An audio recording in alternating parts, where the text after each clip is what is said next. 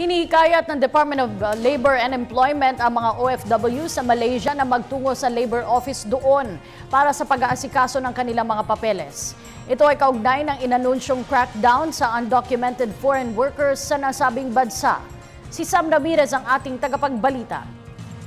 Pinayuhan ng Department of Labor and Employment ang mga Pilipino sa bansang Malaysia na laging bitbitin ang kanilang mga immigration at working documents o anumang papeles na magpapatunay sa kanilang legal status sa pananatili sa nasabing bansa. Ito'y bungsod ng inanunsyong crackdown para sa mga undocumented foreign nationals sa bansa na siyang mag-uumpisa sa ika-21 ng Enero o nitong darating na linggo. Pinayuhan na ni Secretary Baldos ang mga OFW natin na hanggat maaari ay parating dala ang kanilang mga dokumento, passport and all their work documents, etc. Ang mahuhuling mga undocumented foreign nationals ay ide-detain at ipapadeport sa kanilang bansa. Maaari din silang pagbayarin ng fine o penalty para sa kanilang iligal na pamamalagi.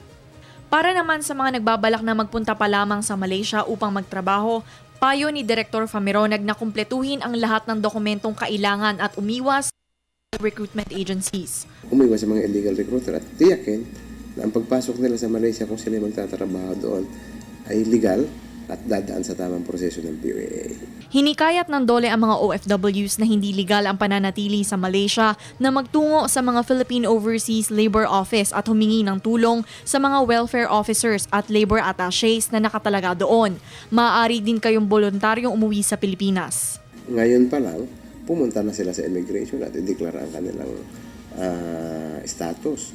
Humingi muna ng tulong. Bago pumunta, humingi muna ng tulong sa Philippine Embassy. Para sa Telebisyon ng Bayan, Sam Ramirez.